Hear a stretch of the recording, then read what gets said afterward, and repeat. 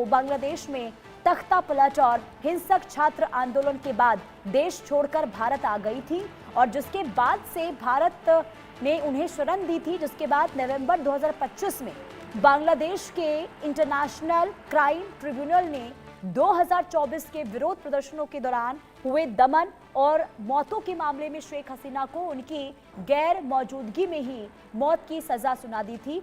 हालांकि हसीना इन सभी आरोपों को सिरे से खारिज कर रही हैं और उनका ये बयान ऐसे समय में सामने आया है जब ढाका लगातार भारत से उनके प्रत्यर्पण की मांग कर रहा है। हमारे साथ colonel Gopal Singh defence expert के तौर पर जुड़ चुके हैं। बहुत स्वागत है आपका सर इंडिया न्यूज पर। ये शेख हसीना का ये स्टेटमेंट इस वक्त आना आखिर ये क्या बता रहा है, किस तरीके से इस बयान को देखा जाए? नमस्कार जी।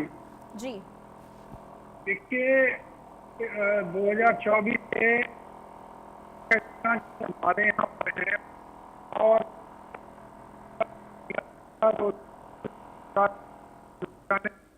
और उसके बाद में तो यहाँ वहाँ पे इलेक्शन प्रक्रिया शुरू हुई और अभी इलेक्टेड सरकार वहाँ मौजूद है।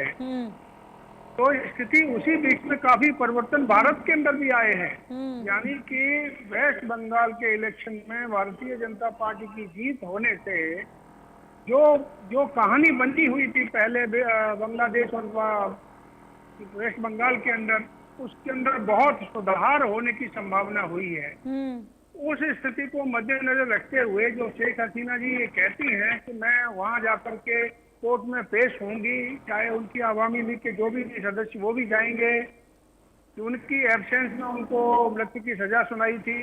तो ये सारी बातें अभी आगे आने वाली हैं। जब वो जाएंगी तो अपने जो बातों को सामने कोर्ट में रखेंगी और उससे साफ जाहिर होगा कि क्या सही है क्या गलत है, क्यों उनको सत्ता से हटाया गया, क्या कारण थे, ये सारी चीजें सामने आएंगी और आगे आने वाले समय में परिस्थिति बदलने की संभावना बहुत होने वाली है। लेकिन सर जरा ये भी समझाइए, क्योंकि अगर हम बांग्लादेश के और भारत के रिश्तों की बात करते हैं तो इसके बाद क्या स्थिति आप देख पा रहे हैं? क्या किसी भी तरीके से खटास देखने को मिलेगी रिश्तों में? देखिए हमारे रिश्ते बांग्लादेश के साथ में पहले ठीक थे और हैं, लेकिन यदि ये खटास बांग्लादेश चाहता है तो होगी। हमारी तरफ से तो खटास होने की संभावना नहीं है। हम तो वसुधैव कुटुंबकम की बात करते हैं, सबको साथ लेकर के सबके साथ सबके विकास की बात करते हैं। अभी मोदी जी इंडोनेशिया, ऑस्ट्रेलिया और न्यूजीलैंड के दौरे पर गए, उस वक्त भी जो इंडोनेशिया जो है इस्लामिक राष्ट्र है और उन्होंने कहा कि हमारा, उनके राष्ट्रपति ने कहा कि हमारा डीएनए भारत का है। तो हम तो चाहते हैं, ये भारत से निकले हुए हैं, अलग हुए हैं, वेस्ट यानी ईस्ट पाकिस्तान बना था, उसके बाद में 1971 में इनको आजाद करा करके बांग्लादेश बनाया।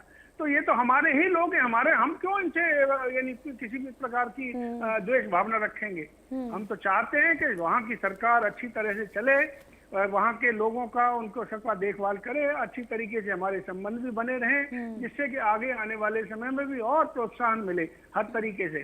जिस प्रकार से उन्होंने रोहिंग्या को हमारे यहाँ भेजा, ये किया, तमाम चीजें रही हैं, उनके ऊपर अभी प्रत्यर्पण हो रहा है, उनको वापिस किया जा रहा है। जो हमारे बॉर्डर का डिस्प्यूट है उसको भी सॉल्व किया जा रहा है। तो तमाम बातें अब काफी समय में हुई हैं और अब और परिवर्तन आने वाला है आगे आने वाले समय में। और जरा ये भी सर मैं आपसे समझना चाहूंगी, क्योंकि देखिए बांग्लादेश में अभी नई सरकार आई है और ऐसे में शेख हसीना अगर बांग्लादेश जाती हैं तो बांग्लादेश की राजनीति पर इसका क्या असर पड़ेगा? दूसरा ये कि क्या उम्मीद जताई जाए कि बांग्लादेश में फेयर ट्रायल जो है वो शेख हसीना के पक्ष में जो है ये तमाम चीजें होती हुई नजर आएंगी? देखिए उनका पक्ष वो अपना रखेंगी और देखिए फेयर ट्रायल होना अभी वाजिब है, क्योंकि बांग्लादेश भी समझ रहा है कि जिस प्रकार से उसको सलाह दी गई या कहीं बाहर से उसको सपोर्ट मिली थी और वो सपोर्ट के बाद में किस किस तरीके से बातें बनी और जिनको सपोर्ट मिली थी उनको अभी उनकी सरकार नहीं बन पाई और सरकार अभी बनी है तो वो जो सरकार है वो चाहती है कि क्यों ना इनको फेयर ट्रायल दिया जाए, और यदि फेयर ट्रायल मिलता है तो मुझे पूरी उम्मीद है कि ये विजयी निकल करके आएंगी और आगे उनकी राजनीति प्रक्रिया जो भी है बांग्लादेश की, उसके अंदर काफी असर पड़ेगा। और देखिए काफी गंभीर आरोप लगे हैं शेख हसीना पर, और ऐसे में मान लीजिए कि उनकी गिरफ्तारी होती है तो फिर बांग्लादेश में राजनीतिक और सामाजिक स्थिति को अगर हम देखें तो फिर क्या असर आप देख पा रहे हैं सर? देखिए, शेख हसीना जी के जो सहयोगी हैं या उनके साथ में उनके कार्यकर्ता हैं, वो नहीं चाहेंगे कि इनके साथ में कोई भी बदसलूकी या इनके साथ में कोई खिलाफत हो, और इस खिलाफत को मद्देनजर रखते हुए हो सकता है कि वहां पर अपराइजिंग आए, इनके सहयोगी जो है सड़कों पे आए, तो ये बातें होने की संभावना है। लेकिन कहां तक होगा ये तो आगे आने वाला समय बताएगा, और सरकार इनको वहां बुलाने के बजाय ये वहां जहां पहुंचने के बाद में इनके साथ में किस प्रकार का सलूक करती है उसके ऊपर डिपेंड करेगा। ठीक है, बहुत शुक्रिया सर इंडिया न्यूज के साथ जुड़ने के लिए। कुल मिलाकर देखिए जो ऐलान हुआ है शेख हसीना का, इसके बाद बांग्लादेश की राजनीति में हलचल जरूर देखने को मिल रही है। बहरहाल आगे बढ़ते हैं और बड़ी खबर का रुख करेंगे, जहां शिरजी में